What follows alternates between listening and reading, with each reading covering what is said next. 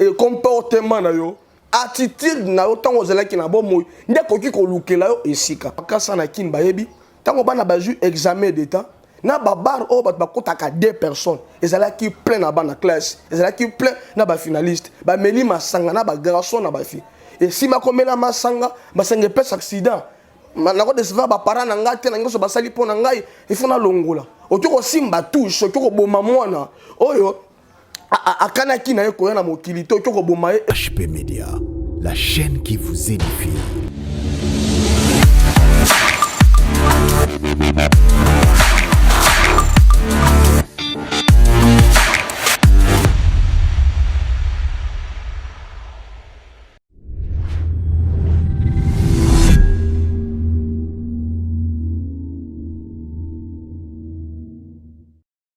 Bien-aimés dans le Seigneur, Shalom, c'est votre humble serviteur, le pasteur Sahel Nash. Aujourd'hui, face aux caméras, n'a pas mouli ban nzambe sur bazo landanga partout dans le monde, précisément ban église nazo kamba parole révélée na ba orphelin oyo nzamba pe biso tozo kamba na pied bango ba mbote. Nanga quand même avant na exhorter yo, tozo quand même temps ya kobonde la mokia. Quelques minutes, bon, tout bande d'exhortation na biso, ya Tango le dimanche. Na bondeli, zamba bomoi, zamba bikamwa, zamba dinabala, tout ce qui est favorable entre tes mains. Moutonyos oya kopia biso matoi azala fortement béni. Na kombo na Yesu, j'ai ainsi prié. Amen. Na ebi ki ozota langa en face. Et exhortation o ezata le coin la vandeli on a kiti boitozo solo là en face. Na ngi juste na le bela bateau sur la vie des hommes, en quelque sorte, sur la mort. Pourquoi nous avons existé? Pourquoi nous avons il y a un bon nombre déjà pensé que non, il y a une existence ta boîte, comme la massanga et puis que ça n'importe quoi. Il y a une existence, on a vivre d'abord pour y Yesu. On a transmettre Yesu na kalal na yo. Mutunyo son famille azana position moko oyo zamba pesai okoki ozala leki to koki pe kozala yaya eza position mutu mususu pe akoza la oncle na kati ya famille eza pe position mais zamba permettre ozala oncle ya mutu moko quelque part parce que na nzira na yo mutu wana ayeba Yesu ndeti na existence parce que les gens oublient facilement que et toujours exister pour ton mission moko eza accompli biso to accompli a na chama Mabe les gens oublient et les gens pensent facilement que fona ningaba ou bien ça là n'importe quoi des missions na Mabe non zamba tiki mutu pona bit eza na mission moko mutu fa accomplir a na chama Mabe o transmettre batu mususu Yesu oyo yebi alors bato bing bakanisaka ke soki abongi na vie ndenge ba monaka ozimbongo somi mutu ndenge zo bonga na vie non c'est pas vraiment ça. Alors, quand on a la vie d'abord, il faut ebika. Pesanga mato yo motozo kanga, il faut ebika. La vie éternelle, ce n'est pas l'argent. La vie éternelle, ils ont ba voiture. La vie éternelle, ils ont ba mbongo moto asibité. La vie éternelle, ils ont bon moina yo yakati nde ebika. Et na sila mona moto azana ba million, moto azana mbongo, moto azana nyoso. Molimo na ye, ils ont na kimia te puis mokola kufi molimo na ye et ko souffrir. De preuve année, la fois passée, on a fait qui témoignage. Tango Nzambe a même qui m'a visité dans ces jours de mort. Et j'ai vu des gens souffrir. Pourquoi? Parce que conduite na bango avant bakufa et même les bango malheur dans ces jours de mort na bango. Et probablement mutu ezalaka tenengi akufi parce que mutu musongo na zolela kende konanga kufi na moto ndeko nanga kufi na mai oui. Chrétien pas ko kufa na moto, mo pagano pe ko kufa na moto. Mon pagano pas qu'on coupe un accident, chrétien pas qu'on coupe un accident. Problème c'est n'engue moto akufilité. Problème c'est n'engue ni moto atambolaki avant kufa parce qu'il y a un des garanties. Au garantir mon lit yo par rapport il y a conduite na yo avant au kufa. De yango ego garantir mon lit parce que bon nombre de gens pensent que ceux qui montent à kufi ça la bango passe na âge monte à kufi parce que bateau yo basali banda mboka ba habiter biso ils ceux qui montent à kufi ceux qui azui ngolo kufa monoko ofungama ba ocha super blue po monoko ezala ka okangama eza monoko tant moswale la ka pondu fumbwa e mukolo akufi e akomi lokolo eloko e bazo eza école mo babambela ngo mingi ba sapato ba bambi yo monoko juste pour te montrer que oza passager awa na se ya mabele na ngi juste en interpeller conscience na lokolo zo vivre nanu vie eza don zamba pesio vie eza opportunité on zamba pesio faut koyeba ko saisir ngo siko promesse ani ko garantir molimo wa mutu ndenge na lobaki la fa passer na mokanda Proverbe 24 que délivre ndenge Bible zo ba que délivre les gens qui traînent à la mort toute parole de Dieu o eza ainsi dit l'Éternel et aka po kangola mutu quelque part bisika azala ki lui. C'est la raison pour laquelle d'ailleurs je suis ici devant la caméra juste pour na kangolo quelque part. Si une existence na yo, eza ko kota ba boatité, si une existence na yo, eza ka ko za na mbongo te parce que mbongo eza pe mabete. Mais si une existence tu eza ko transmettre baninga mosusu Yesu oyo, ba ebi Yesu te. Et c'est pour ça qu'après loi, il y a des choses qui se passent parce qu'un bon nombre de gens pensent que ceux qui montent à Koufi, alors c'est faux. Il y a des réalités qui se passent après la mort. Et les gens souffrent dans ces jours de mort. Après la mort, il y a des choses qui se passent. Il y a des gens même qui pleurent parce qu'à Koufi. Pourquoi? À Koufi, mais en réalité, il y a un à Koufi. Parce que nous c'est pour ça que après la mort, il y a des réalités qui se passent. Avant, Mabe comment vie est la opportunité, il faut saisir.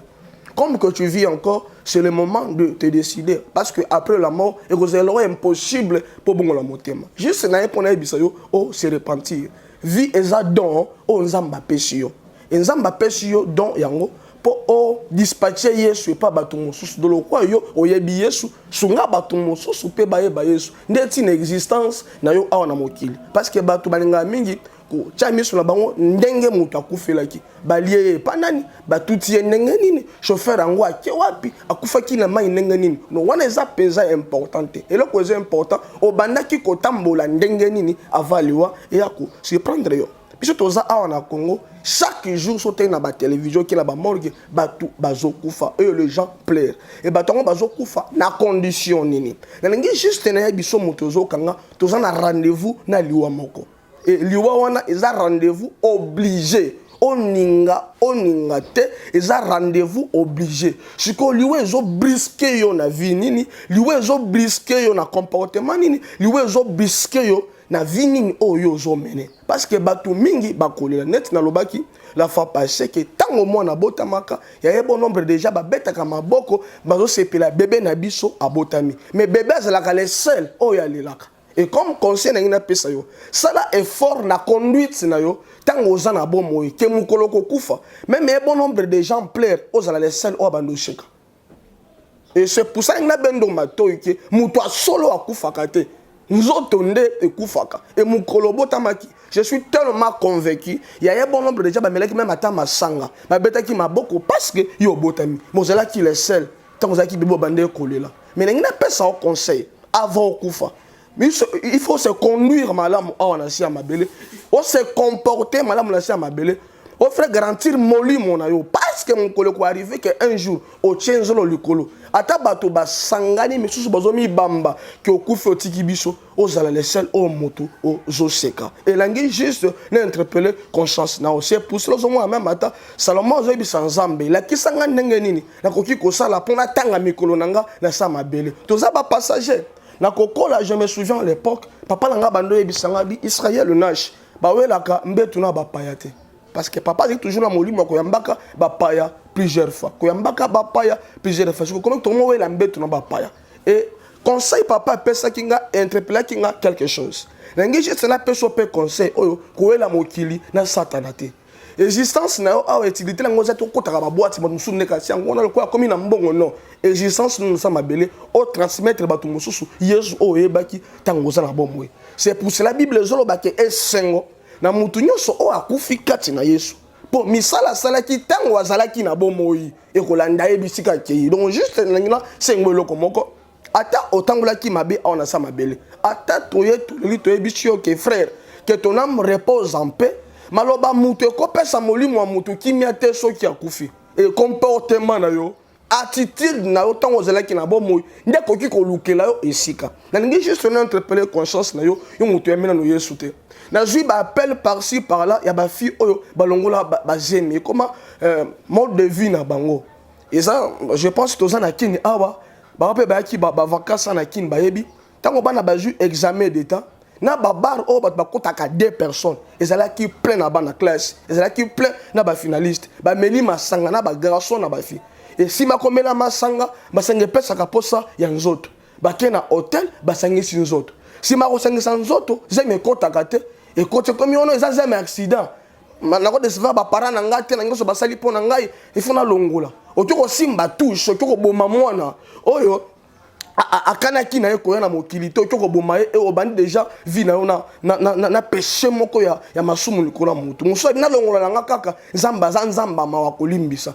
donc bato ebele bakoma kozwa pardon to grâce à nzambe comme jouer basakana na ngona ngi juste na interpeller yo que grâce à nzambe za lokwa gomme aussi longtemps ozo utiliser ngo ozo effacer bere no ezala tamo ko aussi la grâce pina isili ezala mukolo moko kokufa ko banda tongo asika eza assurance akoma poko te ko banda poko asika eza assurance akoma tongo te o 12 de bombelio o 13 de bombelio ya oyebite mingi alaka bana ke ma fille mon fils na ke musala na ozonga ndako na poko ba vone téléphone de lui papa kufi boya na bolande na morgue pe papa ba jouer les sika na morgue mutu nyoso azokanga awa azana sikani alalaka ezala ba fazer o balalaka libanda bazala bisika na bango balalaka mais ezala mukolo bakozole esika na morgue parce que komi ebembe ezala mutu mususa sepela kolala na climatiser nda kuneza la bien climatiser malili moko ekoka mais ezala mukolo musu bakozwa nzoto na yo bachango na morgue esika malili ya makashi ezali parce que so komi ebembe ma sœur nyonso tozoluka na moto ki pe na se ya mabele awa ekoleka ekotikala okozala nango eza pe mabete mais nangi juste o garantir molimo na yo kozala na ba compte na banque ce n'est pas mauvais kokobala kozala na ba voiture ce n'est pas mauvais mais ezaka yango ne ko réussir vite ko réussir vie ya solo ezako garantir molimo na yo soki okufi molimo ne kozala wapi ya bon nombre de gens bazo souffrir après liwana bango na ningi juste na interpeller conscience na que repens-toi.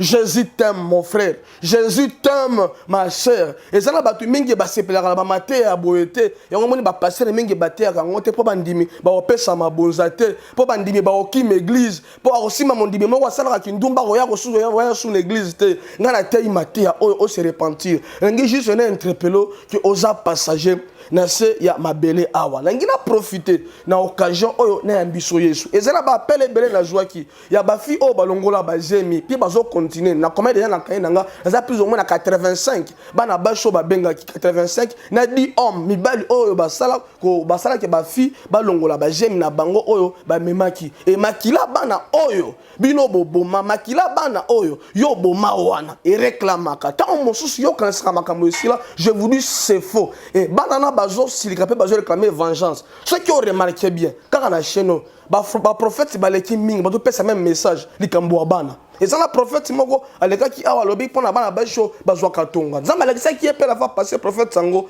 que bana bazo ninga ba bima na kati ya mai me mai ezo zinisa bango bana bazo mela mai. Surtout ko remarquer prophète Tango lobi likambo bana. Na ta o tozo ke nzamba bazo pesa message na bamota libana parce que ba fi bazo longola zemi lokola lianzi bandeko. Nzokanda lianzi wana eza mutu mobimba. Nenga nzambe azo ebisa Jérémie na yebaki yo avant ozwa même ata forme na libumu ya nani ya mama na yo. Tango kaye abomi Abel pona kaya ebeka makambo esili nzoka nde makila Abel ezoganga panzambe kende konanga bominga na sali eloko te makila bana oyo boma ezo réclamer likolo na yo nangi juste na yambisa o Yesu no yo mutu yamba Yesu te ochelo boko no motema na yambisa o Yesu otalinga boye pe ochie matoyi na oliboso nanga olobi kolo Yesu na yo kiyote olobi kolo Yesu na fungoli motema nanga na tongo alelo na pesi yo vi na ngai okota na motema na ngai na ndimi yo na tongo alelo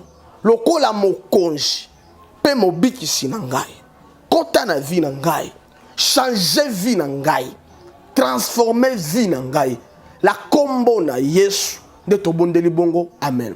Nangi nabondela pona yo mutu oza malade, nangi nabondela pona yo mutu oza désespéré, nangi nabondela pona yo mutu ngaki omiboma parce que vie ezosimba te, nangi nabondela pona yo mutu ngaki omichela pozo po mobala boyo, nangi nabondela pona parce que malade ba traité malade ezomona te, nangi nabondela pona oza désespéré na vie zambalo la intervenir. Zamba bika moi zambe di na bala. La tiki bato bazana ba hôpital entre tes mains, c'est assister bango, loboko no zambe et assister bango et visiter bango bazala fortement guéri la combo na Yesu j'ai ainsi prié amen. Na komi na suka ya message nangai na senga toujours frère na senga plusieurs fois pour na mambotali ba orphelin aussi longtemps ba orphelin ngo bazo kola bazo vivre ozaka ka papa na bango ozaka ka maman na bango donc oza redevable et pas bana o bazanga ba papa pe ba maman et nazo senga aide bientôt awa rentrer zo salema faut batanga faut ba kende classe faut ba lia et nazo senga na yo moto ya bon cœur au souvenir ba orphelin et na kobo ça na pété la fois passée na lobaki awa ezana bébé moko ya 4 mois sikoyo azo kola comme déjà ba 5 mois amelaka 1000 ki folia do yo za maman na ye oza papa na ce qui pose à convaincre ne fais pas ça parce que bible zolo ba kezana jeune moko azala ki ton mariage aye pas Christ aye bisi Christ comment na ko sala po na kota bokonzali ko le Christ aye sabi zo biloko na onyonso ba mbongo na onyonso teka yango kaba yango na ba pauvre aboyaki ya boyaki ko pesa o yazanango et je voulais juste te demander aide o ya moko ozanango pour na ba orphelin to bolka na église alors yo ko dans la poste ya assistance à prière to solo la mingi ko le kana télévision parce que télévision ezata mon numéro de téléphone yango eza plus 243 89 72 32 229 plus 243 89 72 32 229 c'est votre humble serviteur le pasteur Israël Nash et ciao.